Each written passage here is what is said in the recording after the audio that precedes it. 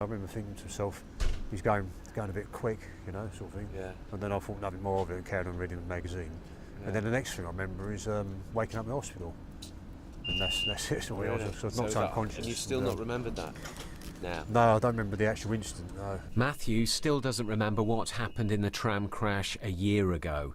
He suffered a severe head injury, and it's been a tough 12 months. What's done's done. There's no point being bitter about it, you know. I think so. What about your health? I mean, how is your health a year on? You suffered a really bad head injury. I mean, how are you now? Well, I still suffer from a bit of depression, memory loss. I think I've trouble remembering things a lot, you know, and mood swings and that. What my wife said. He's not worked as an HGV driver since.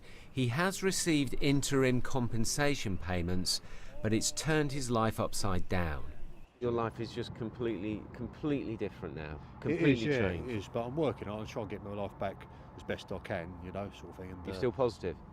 Yeah, I'm going to try and stay positive. Matthew was on board this tram when it overturned.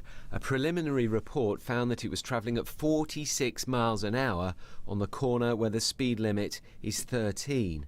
Unusually, investigators have already made recommendations. The report into this incident is nearing completion. As yet, we still don't know why the driver was speeding on this very tight corner here at Sandilands.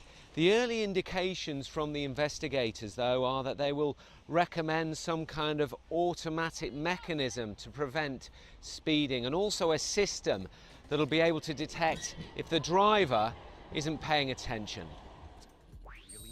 Since the crash, it emerged that a number of drivers had fallen asleep at the controls. TfL has now installed this equipment on all of the trams. It uses infrared to detect if a driver is falling asleep. Warning signs and further speed restrictions are also now in place on tight corners. Solicitors say they want any more recommendations to be implemented quickly. I think the detail will be important for them to understand exactly what happened and how it happened. And then the next step is to make sure this never happens again. The legacy from this has got to be that this does not happen again. And as I've always said, it's important that trams are treated more like trains than they are like buses. That's a key feature, and I hope that those lessons have now been learned. So while changes are already being made on London's trams, for Matthew and many others, it'll take much longer to get his life back. Tom Edwards, BBC London News.